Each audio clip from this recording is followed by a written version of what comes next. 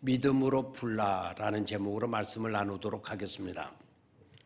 우리가 묵상하게 될 본문의 말씀은 마가복음 9장 23절의 말씀입니다. 예수께서 이르시되 할 수 있거든이 무슨 말이냐? 믿는 자에게는 능히 하지 못할 일이 없느니라 하시니 아멘. 귀신 들린 아들을 둔 아버지의 애타는 심정을 읽을 수 있습니다.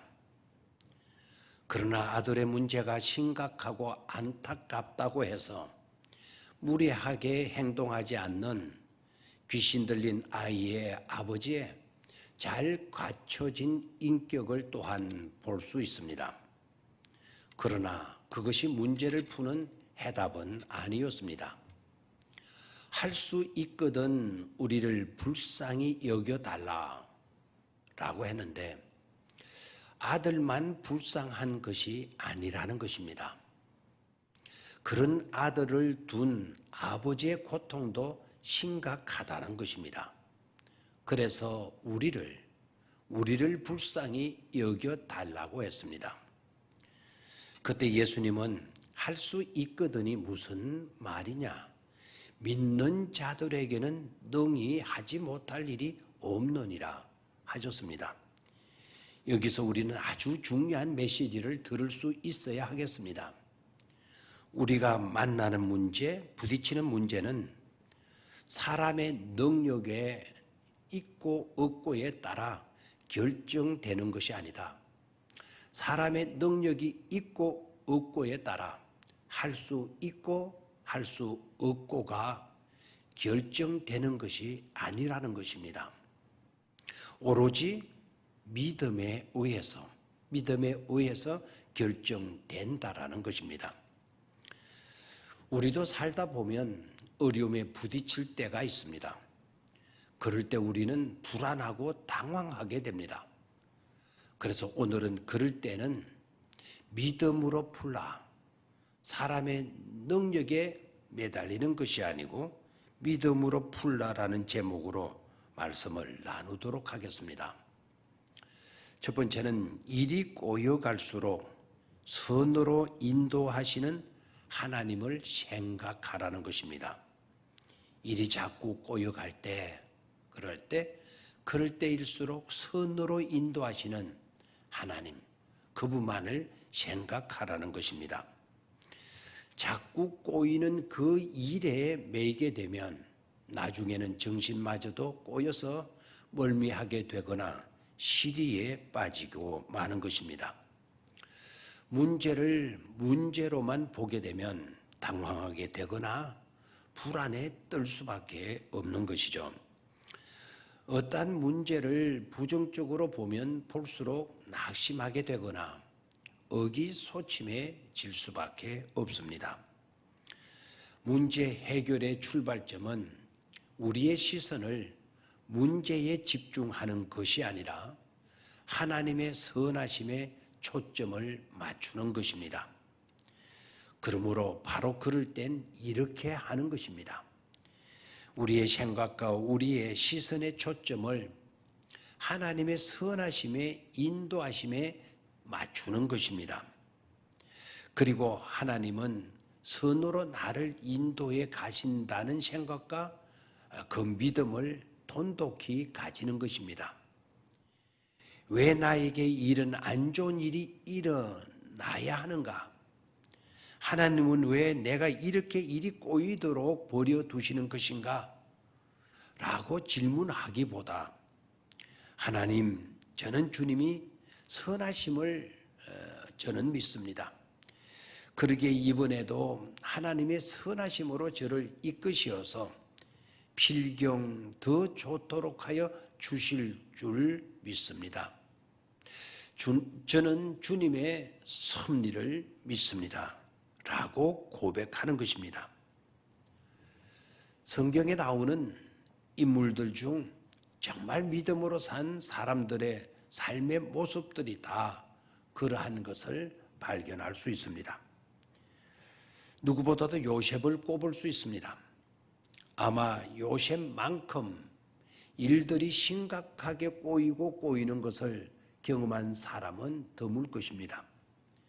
그러나 여러분들이 잘 아시는 대로 그는 멀미하는 인생을 살지 않았습니다. 누구를 향한 원망이나 그 누구도 미워하지도 않았습니다. 그리고 자기에게 피해와 심각한 고통을 안겨준 사람일지라도 그들을 향해 어떻게 복수할까, 어떻게 저들을 괴롭히고 저들에게 복수할까에 집착하지 않았습니다. 오히려 그들에게 어떤 유익을 안겨줄까를 고민했고 그런 생각에 집착했습니다. 그런데 놀라운 것은 그토록 얽히고 얽혀버렸던 문제들이 실타래가 술술 풀리듯 풀려가기 시작했습니다. 나중 그는 애굽의 총리 대신까지 되지 않습니까? 기근에 빠져 고통을 당할 수밖에 없는 자기 가족뿐만 아니라 많은 백성을 기근에서 지켜주었습니다. 하나님께서 합력하여 선을 이루는 삶으로 요셉의 삶을 인도해 주셨기 때문입니다. 두 번째는 일이 힘들고 클수록 하나님의 전능하심을 믿으라는 것입니다. 즉 인간의 능력에 매달리지 말고 하나님의 능력을 의지하라는 것입니다. 우리는 살다 보면 실수와 실패를 합니다. 뻔히 알면서도 실수하고 몰라서도 실패합니다. 뜻하지 않은 여러 종류의 일들로 심각한 고통에 빠질 위험도 안고 있습니다. 그야말로 설상가상일 때도 많습니다. 그럴 때마다 깨닫게 되는 것은 우리는 실로 문제가 많고 연약하고 부족하다는 사실입니다. 그래서 세상 사람들은 절망하고 탄식합니다. 염려하고 근심에 빠지죠. 힘은 없는데 부딪힌 문제는 너무나도 큽니다. 그런 큰 문제를 해결하려다 보니 온갖 고생과 어려움을 겪게 되는 것이죠. 그러나 믿음의 사람은 달랐습니다. 하나님은 전능하신 분이시라는 것, 또한 하나님은 그 어떤 문제보다 훨씬 더 크신 분이시라는 것, 나의 약점과 부족함을 통하여 더 큰 일을 이루어 가시는 하나님이시라는 사실을 알고 있습니다. 그리고 믿음으로 고백하고 선포하는 것입니다. 나는 비록 약하나 우리 하나님은 강하다는 사실을 믿습니다. 사람으로는 할 수 없지만 하나님으로는 다 하실 수 있음을 믿습니다. 마른 막대기를 가지고도 저 큰 홍해를 갈라놓고도 남을 수 있음을 믿습니다.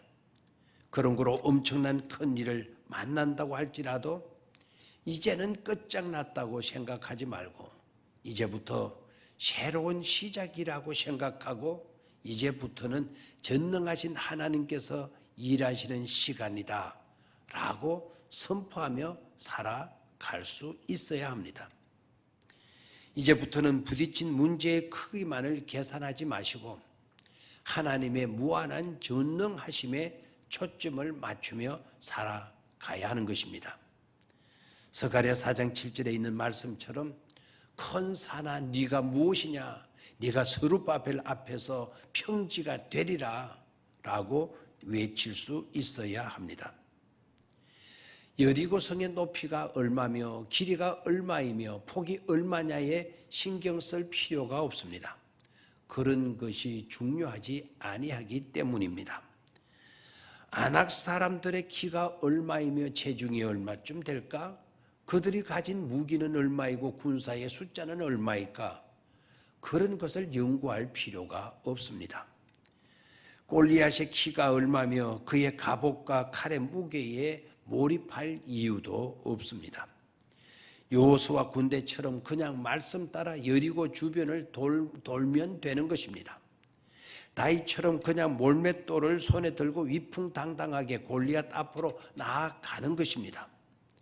모세처럼 홍해를 향해 지팡이를 들면 되는 것입니다. 사람으로는 할 수 없으나 하나님으로서는 다 할 수 있느니라 라는 말씀을 암송하고 외치는 믿음이 되어야겠습니다. 하나님께로 한 걸음을 우리가 걸어가면 하나님께서는 두 발자국 우리에게로 다가와 주시는 분이십니다. 그런 고로 우리는 행복한 인생, 밝음의 사람으로 살아갈 수 있는 것입니다.